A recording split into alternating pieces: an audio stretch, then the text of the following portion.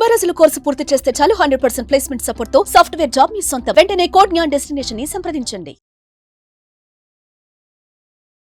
Welcome to Sumanti Vinay Sumanti Vinayak. కర్కాటక రాశి వారికి కనుక మనం చూసుకుంటే కర్మ సిద్ధాంతం అసలు ఏం చెప్తుంది అండ్ ఏ కర్మలో వాళ్ళు ప్రస్తుతం ఉన్నారు అనేటువంటి విషయం ఎలా తెలుస్తుంది, ఎస్పెషల్లీ విమెన్కి ఏ విధంగా ఉంటుంది అనేది ఈరోజు మనతో పాటు వేదిక ఆస్ట్రాలజర్ ఉమా గారు ఉన్నారు. అది వారి మాట్లాడారు తెలుసుకుందాం. నమస్కారం ఉమా గారు. నమస్తే నాగరాజు గారు.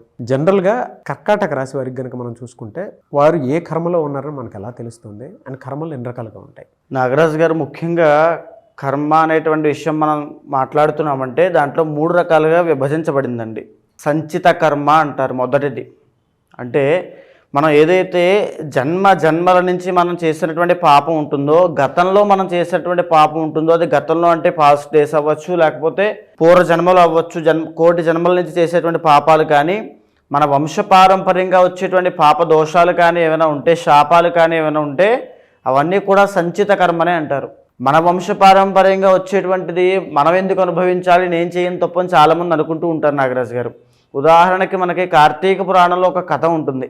ఏమిటనంటే, ఒక మహారాజు తన కూతుర్ని డబ్బు కోసం వేరే వరుడికి అమ్మినప్పుడు ఆ మహారాజు చనిపోయిన తర్వాత తన 7వ తరమైనటువంటి గొప్ప మహారాజు అతను, ఆ 7వ తరం మహారాజు ఏ పాపము చేయనటువంటి వాడు స్వర్గంలో ఉంటే అతన్ని కూడా తీసుకుని నరకంలో పెడతారు. నేనేం తప్పు చేశానయ్యి, అంతకాలం తర్వాత స్వర్గంలోంచి మళ్ళీ నరకంలోకి తీసుకువెళ్ళారంటే, నీ 7వ తరంలో పుట్టినటువంటి మహారాజు దరిద్రంతో బాధపడుతూ డబ్బు కోసం తన కూతుర్ని అమ్మేశాడు, అందుకోసం నిన్ను కూడా తీసుకెళ్ళి లోపల పెట్టామని చెప్తారు. అంటే మనకు ఆ కర్మ అనుభవించే యోగం ఉంది కాబట్టే మన 7వ తరంలో ఆ మహారాజు జన్మించాడు. ప్రతిదీ కూడా ఒక ఇంటర్ లింక్ ఉంటుంది నాగరాజు గారు. అదేవిధంగా మనకు ఆ కర్మ అనుభవించే యోగం ఉంది కాబట్టే మనం మన తల్లి కడుపున, మన తండ్రి కడుపున, మన యొక్క ఫ్యామిలీ వాళ్ళకి సంబంధించిన దాంట్లోనే మనం పుడతాం. రుణానుబంధ రూపేణ పశుపతే సుతాలయ అంటారు. తప్పకుండా ఆ కర్మని ఎవరైనా అనుభవించాల్సిందే, మీరైనా నేనైనా ఎవరు అతీతులు కాదు.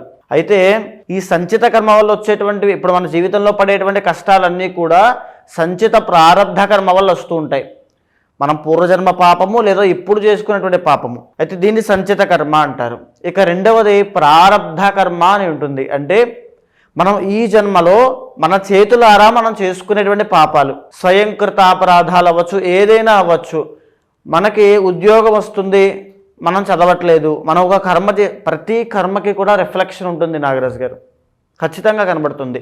ఇప్పుడు ఎవరు చూడట్లేదు కదా, నేను ఒక దొంగతనం చేశాను అనుకోండి, అది ప్రారబ్ధ కర్మ. ఇప్పుడు ఈ జన్మలో ఇప్పుడు నేను చేసేటువంటి ప్రారబ్ధ కర్మ ఖచ్చితంగా ఏదో రోజు అది నాకు ఎఫెక్ట్ కొడుతుంది. అది ప్రారబ్ధ కర్మ. అది నేను ఇలా తెలుసో తెలియక నిప్పును ముట్టుకున్నాను అనుకుని కాలుతుందా లేదా, అదే ప్రారబ్ధ కర్మ. మనం ఏం చేస్తున్నామో దానికి అదే జన్మలో మనం అనుభవిస్తున్నామంటే అది ప్రారబ్ధ కర్మ.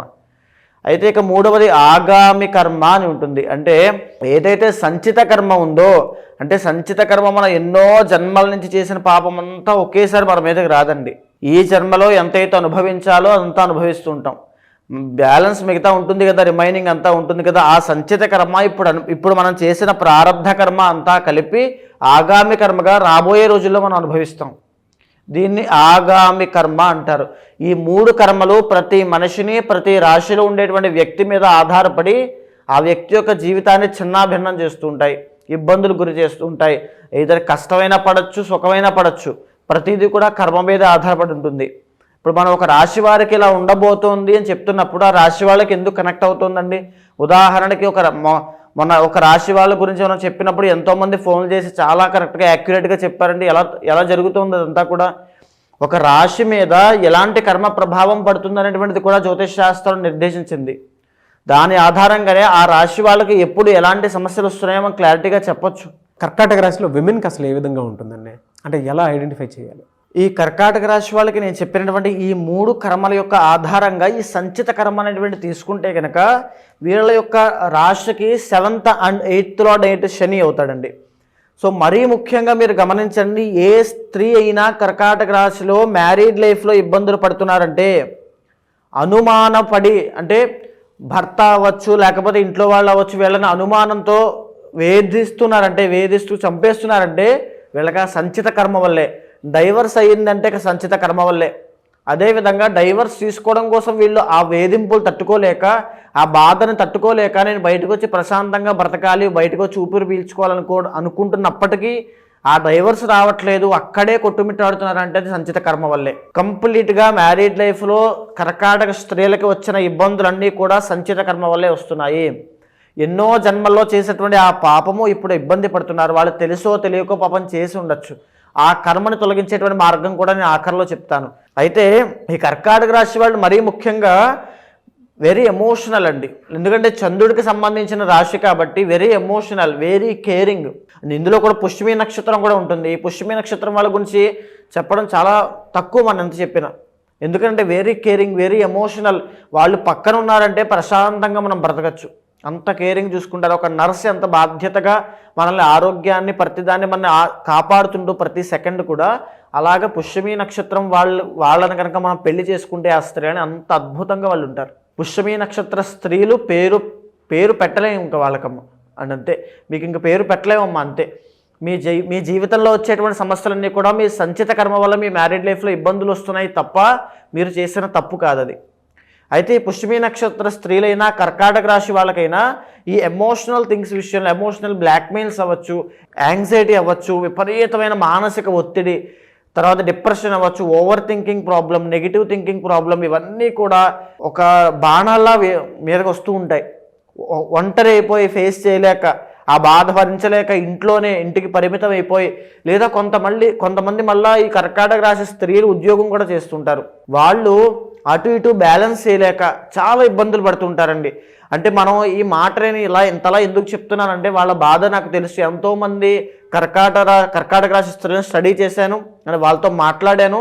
మనం రీసెంట్గా చేసిన కర్కాటక రాశి గురించి కూడా ఎంతోమంది నాకు యాక్యురేట్గా చెప్పాను, ఫీడ్బ్యాక్ కూడా ఇచ్చారు. బికాజ్ ఎందుకంటే కర్కాటక రాశి గురించి అలా చెప్పబడింది జాతకంలో, జ్యోతిష శాస్త్రంలో, వేదిక ఆస్ట్రాలజీలో.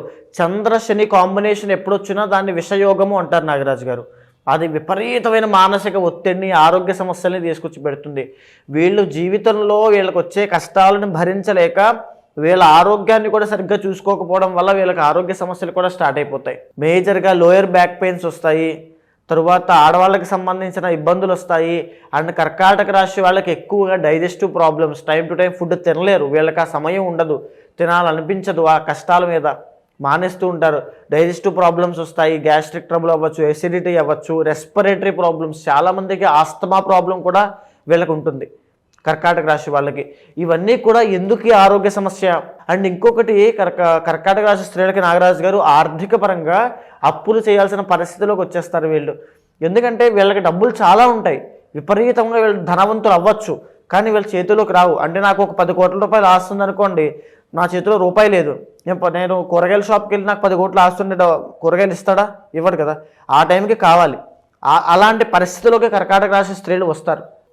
భర్త బాగా సంపాదిస్తాడు, ఏ కర్మ కిందకు వస్తుంది? సంచిత కర్మ అండి. ఇదంతా కూడా సంచిత కర్మ. అదొకటే ఉంటుందా సంచిత కర్మ? లేదు, ప్రారంధ కర్మ ఎలా ప్రభావితం కూడా చేస్తుందో కూడా చెప్తాను.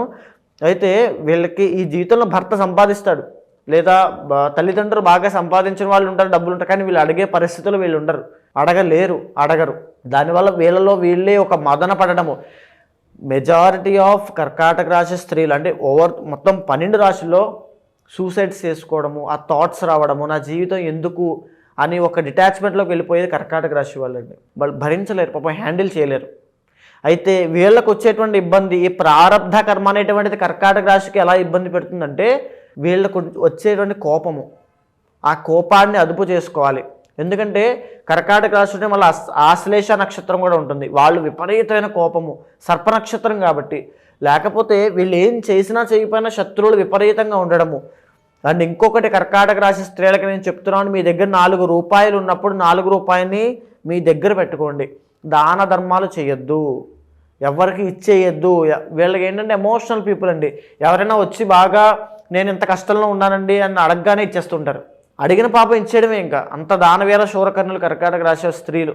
దానివల్ల కంప్లీట్గా అప్పులు పాలవ్వడము, రాంగ్ డైరెక్షన్లో వెళ్ళిపోవడము, ఆర్థిక సమస్యలు, రుణబాధలు, లోన్స్, ఈఎంఐస్, ఈ యొక్క భార్యాభర్తలకు సంబంధించిన విషయాల్లో ఒంటరి పోరాటము, జాబ్ అవ్వచ్చు, చాలని జీతము ఎవరిని అడగలేక. ఎందుకంటే ఈ కర్కాటక రాశి స్త్రీలు ఎలాంటి వాళ్ళంటే మొహమాటము, అతి మొహమాటం. ఇంకా మీ దగ్గరనే 10 రూపాయలు తీసుకున్నాను కూడా మీరు అడగకముందే నేను ఇచ్చేయాలి. వీళ్ళు అలాగా ఆలోచిస్తారు, ఇచ్చేయాలి. దానికోసం ఎక్కడి నుంచో పట్టుకొచ్చేస్తారు, మళ్ళీ కష్టపడిపోతారు, రాత్రి పగలు కష్టపడిపోతారు.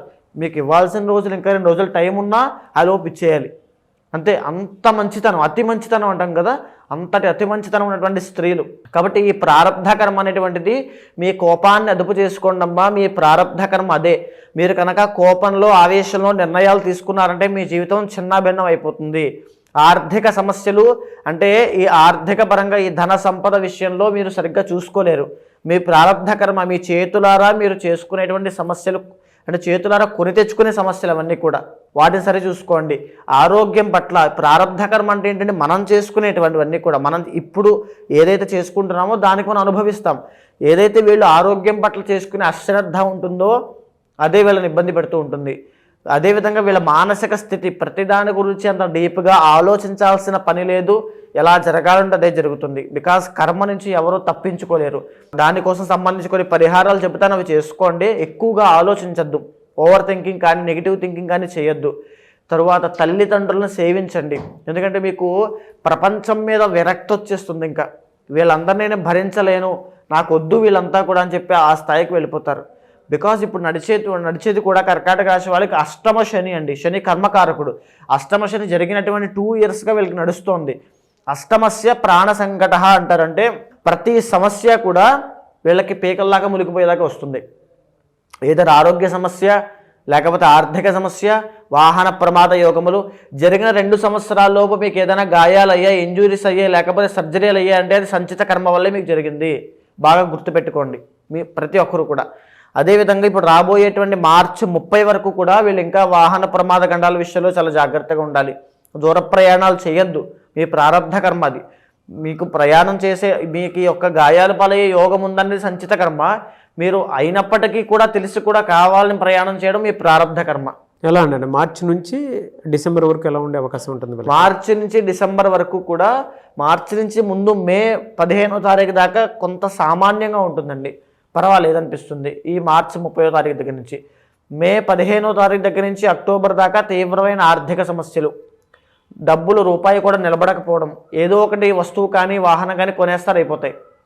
ఉదర సంబంధించిన వ్యాధులు, లావుగా ఉన్న వాళ్ళైతే ఒబేసిటీ సమస్యలు, కొలెస్ట్రాల్, వృద్ధులైతే హార్ట్కి సంబంధించిన ఇబ్బందులు, బికాజ్ గురుడు కాబట్టి హార్ట్కి సంబంధించిన ఇబ్బందులు. ఇంకొక ముఖ్యమైన విషయము, శుభకార్యాలు మధ్యలో అర్ధాంతరంగా ఆగిపోవడం లాంటివి జరుగుతాయి. పెళ్లి సెట్ అయిపోతుంది, ఎంగేజ్మెంట్ అయిపోతుంది, లాస్ట్ మినిట్లో మాకు వద్దు, మేము క్యాన్సిల్ అంటారు. ఇలాంటివి జరుగుతాయి వీళ్ళకి. రాబోయేటువంటి మే 15వ తారీఖు తర్వాత నుంచి అక్టోబర్ దాకా, అక్టోబర్ తర్వాత నుంచి కొంత సామాన్యంగా ఉంటుంది. అయితే ఈ కర్కాటక రాశి స్త్రీలు జీవితంలో ఈ కర్మ అనుభవాన్ని నుంచి తప్పించుకోవాలి అనుకుంటే కనుక మరీ ముఖ్యంగా చంద్రశేఖరుడు అయినటువంటి మహాదేవుడికి ఆరాధన ఎక్కువగా చేయాలి. ప్రతి సోమవారము శివుడికి అభిషేకం చేయాల్సిందే. మీరు మీ ఇంట్లో చేసుకుంటారా, మీ దగ్గరలో ఆలయానికి వెళ్ళి చేసుకుంటారా, మీ ఇష్టము. ఇంట్లో స్వామివారికి ఆవు పాలతో చేస్తారా, నీళ్లతో చేస్తారా, మీ ఇష్టము. ఇంట్లో స్వామివారికి సువర్ణలింగం బంగారు లింగానికి చేస్తారా, మట్టి లింగంతో చేస్తారా, మీ ఇష్టం. మీ శక్తి బట్టి చేయండి, కానీ భక్తితో చేయండి. కర్కాటక రాశి స్త్రీలు శివ ఆరాధన చేశారంటే మీకు అదృష్టం పడుతుంది, కర్మ అనేటువంటిది నాశనం అయిపోతుంది.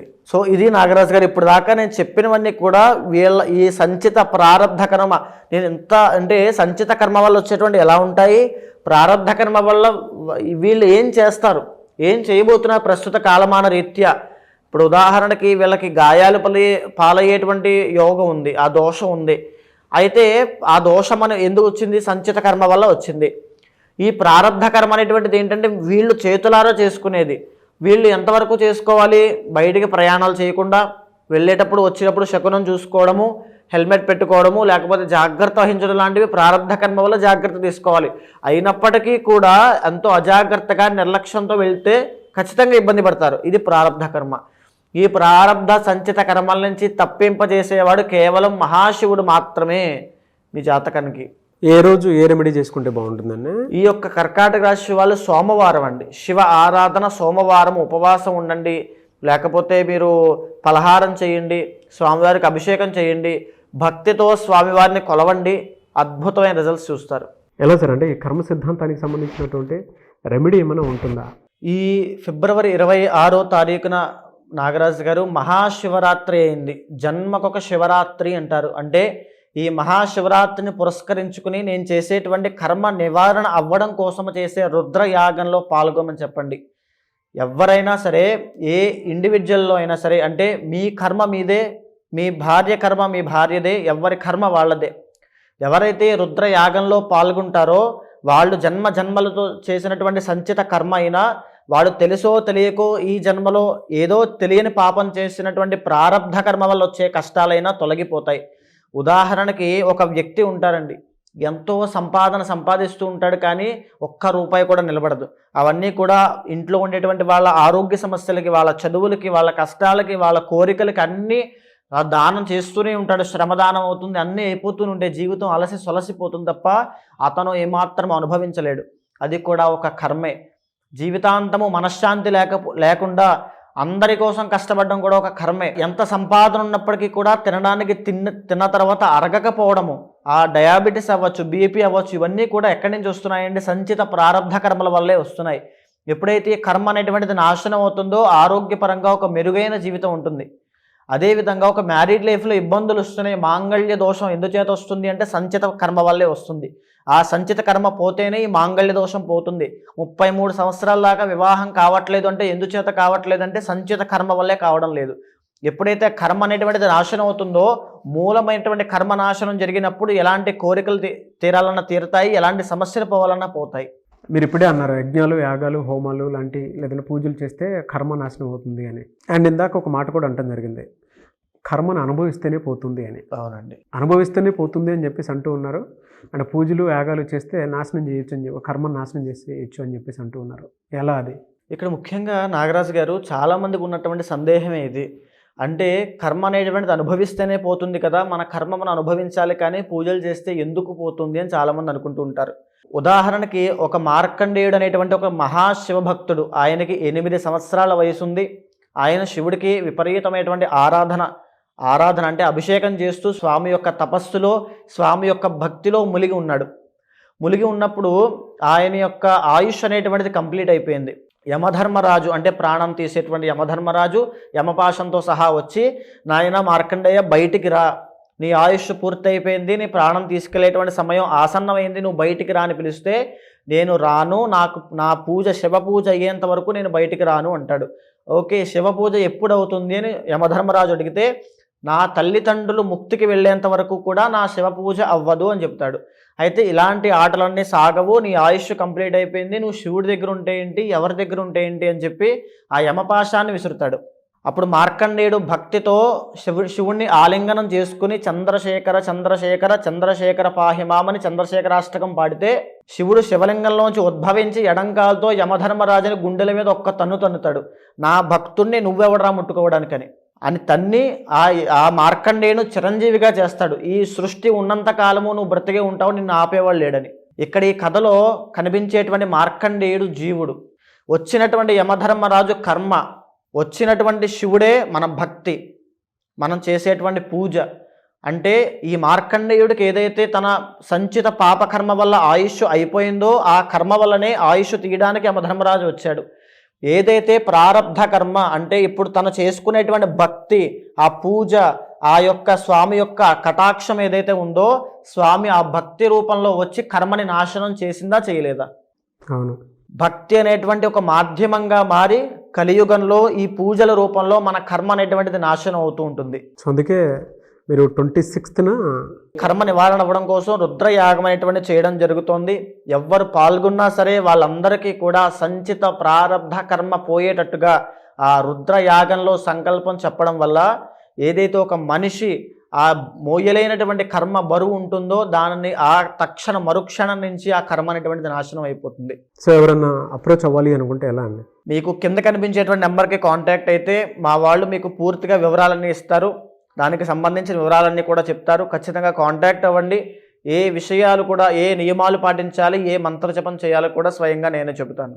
ఎనీవేస్ థ్యాంక్ యూ అండి, thank you so much Uma గారు. నమస్తే. చూసారు కదా వీడియో. ఈ వీడియోపై మీ అభిప్రాయం కమెంట్ బాక్స్లో పోస్ట్ చేయండి. అండ్ ముఖ్యంగా మీరు కనుక 26న అది కూడా మహాశివరాత్రి రోజు జరిగేటువంటి రుద్రయాగంలో పాల్గొనాలి అనుకుంటే స్క్రీన్ మీద మీకు కాంటాక్ట్ నెంబర్ కనిపిస్తుంది ఉమా గారిది. దానికి మీరు కాల్ ఆర్ మెసేజ్ వాట్సాప్ చేసి ఆ ప్రాసెస్ ఏంటో తెలుసుకోవాలి అనుకుంటే కూడా తెలుసుకోవచ్చు.